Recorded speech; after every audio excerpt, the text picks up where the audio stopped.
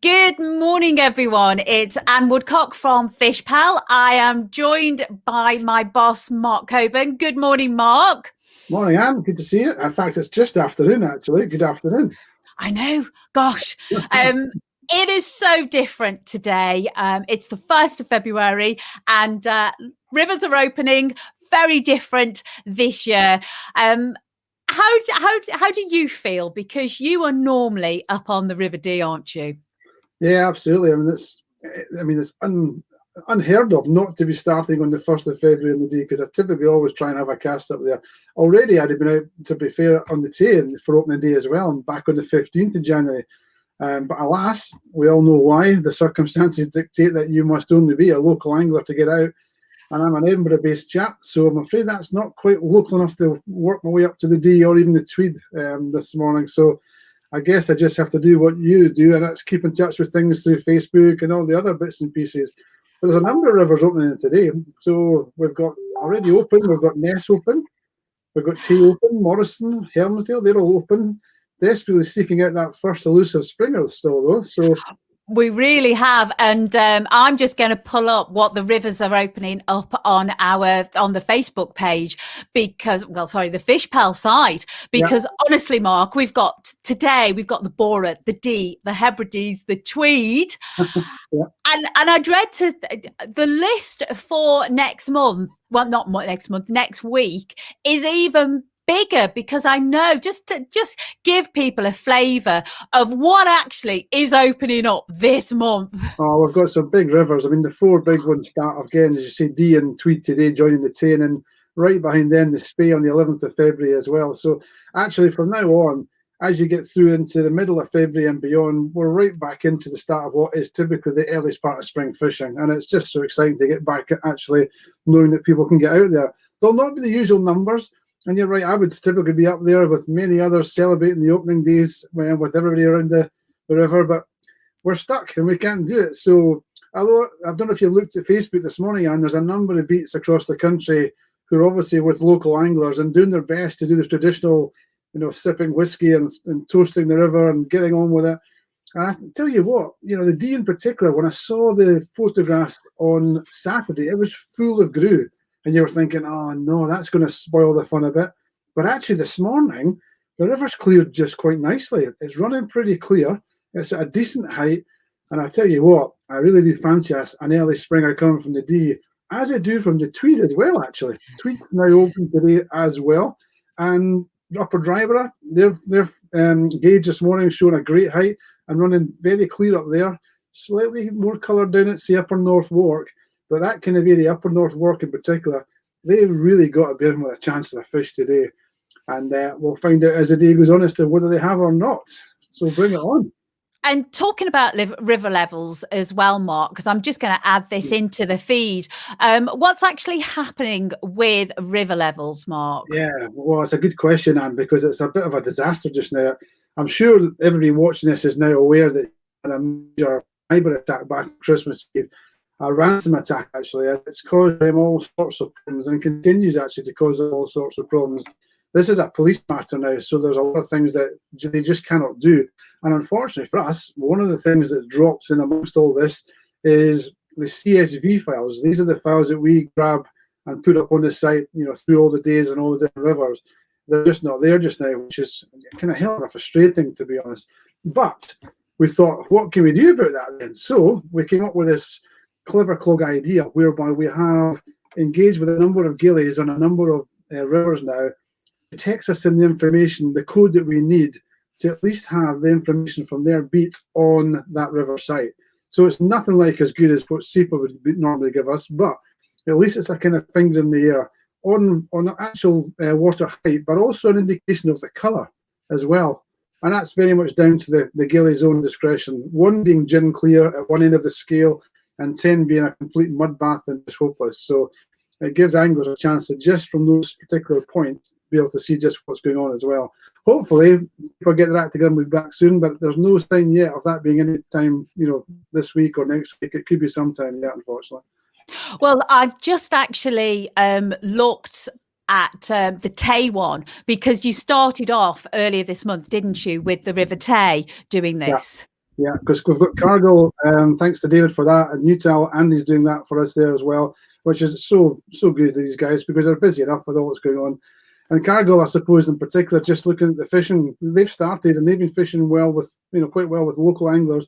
I believe young Dylan, the assistant to David, actually lost a spring at the back of the boat last week. So shows you they're there, and it will happen. It's just a case of staying tuned to find out just where and when.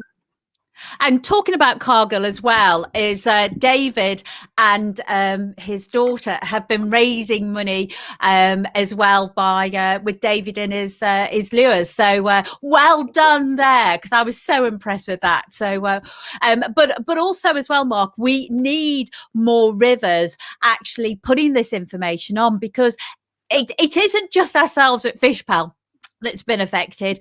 It is the entire industry that is reliant on river levels, SEPA information, isn't it? Yeah, absolutely. I'm still reaching out to a number of gillies, so I'm hoping to add more to the site to have more gauges, on this, so we can see what's what, top of the river right down to the bottom if we can, and as you say, as many different rivers as we possibly can as well.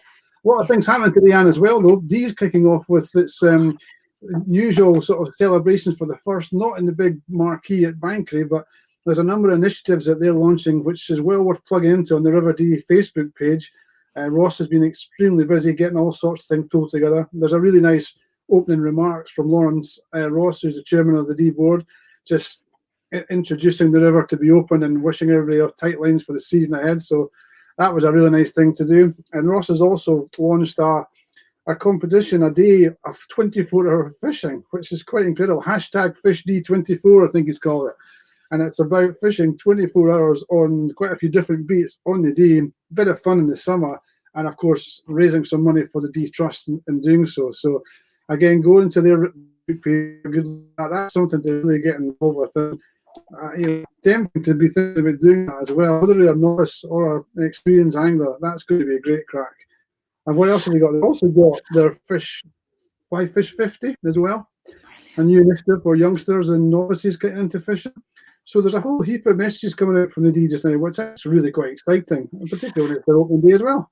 And also as well is talking about opening day, we've got obviously the board chairman, Lawrence Ross, go on to Fish Dee Facebook and the River Dee Facebook for that. Also the winner of the 2020 Best Fish. Congratulations to Eddie Sinclair as well. He landed a magnificent fish on Middle Drum on the 8th of October. So he really did keep it quite close to closing the season. 30 pounds. What a fish, absolutely. But look at the prize that he's winning. He is going to be spending, I'll just let everybody know, because this is one seriously great prize. David Littlewood, the chef and owner at Tornacle in Bankery. And it's a beautiful, beautiful hotel.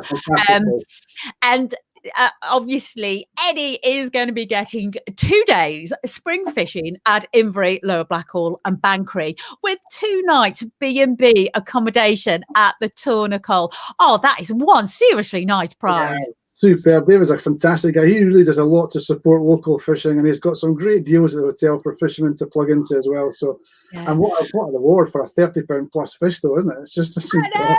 Well, what I also want to include as well is that, and I don't know if people have seen this, the River Dee review. That's actually, I'm going to pull that up, because the River Dee review, that's now available for people to actually go and download. It's so simple, everybody. You can just literally just click the link. You'll be able to download it, and you'll be able to find out their report from 2019, 2020. And the results of the red count as well, Mark, is that they show good spawning at several sites across the catchment.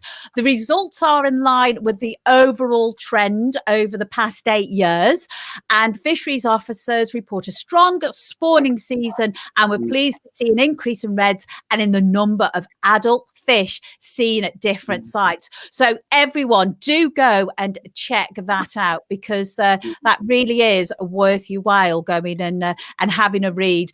And talking about rivers, Pud, he's actually come on and he said the Tweed is big. I know the Tweed's also big down at Tillmouth, because I was chatting to Willie Elliott this morning, and he actually mentioned about it was running high. We've got the wonderful Martin Ritchie. He's tell everybody a little bit about what Martin's doing. Yeah, he's got local guys out today, not his usual guests that he would have, which is typical to most beats. But Martin will be out, and I do fancy Upper North Wark as a beat that does like to fish in sort of slightly, decent bit of water, and he has caught the first fish of the season there in previous years as well. So one to watch. Martin's a river reporter. Obviously, you'll know he writes for the Trout and Salmon as well, and he's also volunteered to help me out with these river levels I mentioned earlier as well. So it would be fantastic if Martin or anybody else nearby could crack and get a bar of silver today. That would be super. And for anglers that are, I've just pulled up the Tweed website, and this is exactly the same on all our websites here at FishPal. Mark, just let people know what our mapping section does. Yeah, I'm not sure how many people use it or are aware of it, but it's actually particularly for those who might not know the area so well. We've got two ways of finding fishing when you're trying to book your fishing, as you know. You can book it just through the Find Fishing button, or you can use, as you have up here, the map. And it zooms in and it zooms out, and all these icons you can see briefly on that screen there are clickable. And if you click on it, it takes you to the beat page, gives you all the information about the beat, tells you if there's any available fishing, and off you go. You can get your fishing booked. So two different ways of booking your fishing. And actually, as I say, particularly for those who are not so sure about where a particular beat sits in the river, is it the upper end or the lower end, it can be really quite helpful.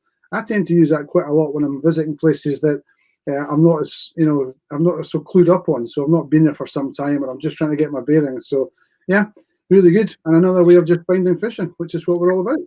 And also as well is that because it zooms in and out, anglers, if you're looking for somewhere to stay, every river site that we actually have has a where to stay section. Yeah. So if you're looking for self-catering, bed and breakfast, hotels, we actually have all that information. And of course, the tackle advice, because this is one of my favorite pages. We've got on the Tweed, we've got the fabulous Borders Gun Room, and I know that you've got the likes of Ian Wilson there, all the rivers, and talking about the tackle shops as well, Mark. Yeah. Up on the D, there's a £50 gift voucher as well for the first fish that's caught. I'm going to quickly go on to the D there so that people can actually see. And you can see how quick it is to get through the site.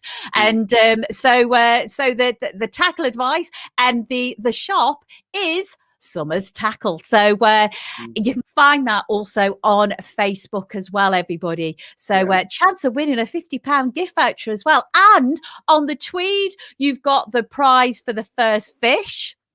As well, not only on the Tweed but also on the tributaries as well.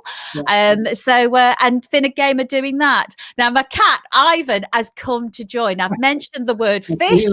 Yeah. And he literally is excited because he wants to go fishing in another way. Mark, what we are, two things we're going to be doing from this month. What's up for grabs in February? Come on, that's a good one. So. Okay, so let me just move that out so we've got you back. So I think Ivan's just about to walk past. There he is. He's off. Yeah. Well, you've got to have it. Oh, and we've got good morning from Bahamas. Yeah. Hello, Norman. Norman there, I think, yeah. Yes, and I hope you're well and healthy there in the Bahamas as well, Norman. And we look forward to seeing you soon in the UK and fishing in Scotland. Now, Mark, tell everybody the prize that I've managed to get out of you this morning. I know, you're good at that, though. You really are, aren't you? So, no, just an idea for February's fish of the month. Something that can be celebrated at the end of February. The best, in inverted commas, fish caught in February. will win £200 of FishPal vouchers. And I think we finally did agree that I'm going to decide what that is and which fish it is. So I'll get all of the grief and everything else for choosing somebody's fish rather than somebody else's. But best fish doesn't necessarily mean the biggest fish. It's bound to be a silver springer, I would suggest. But what and how the circumstances were, kind of all that will get taken into account as well. And all you've got to do to enter, Anne, is what? Tell the guys how you like to get involved. Well, literally, all you've got to do, because we want to make it as simple as possible, come onto the FishPal Facebook page and direct message. I'm the one who looks after the FishPal Facebook page, so just direct message across. I am going to be putting out a little separate video for this competition as well, because we do want to highlight the fact that you've got to be fishing locally, you've got to be fishing safely. So we are going to highlight that a little bit more. And I know you all love seeing me doing these lives.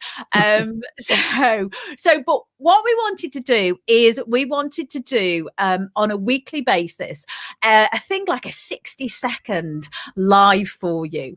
And we thought, whilst you're having your cup of tea or coffee in the morning, I'm going to be coming to you at 8 o'clock in the morning on a Tuesday morning and a Friday morning, just for 60 seconds to give you an update of what's actually happening out there. So if you want to get a mention, if you want to tell us what's going on, just come and direct message me, and let's make this 60 seconds on a Tuesday morning and a Friday morning as informative as we possibly can for all you anglers out there. So Mark, we've been on a little bit longer than 10 minutes. So thank you, everybody, for sticking with us.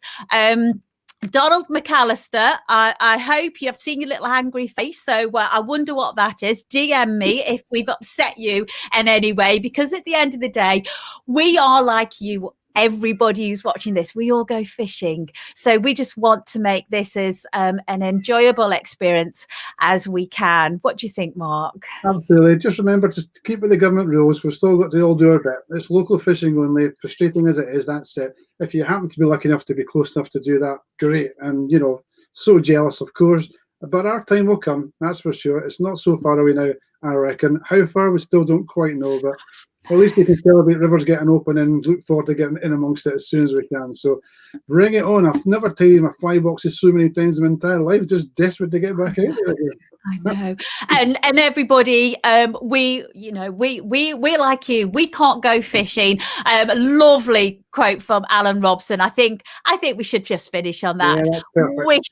Wishing everybody who is lucky enough to be out fishing today. And that's another reason why we put this competition on for a month, because I was chatting to Matt. He's actually offshore, so he's unable to go fishing. So we've tried to do this as local as possible, and for people as well, that you don't have to do it just today. It's for the whole month of February. So keep tuning in, and we look forward to seeing what you've caught.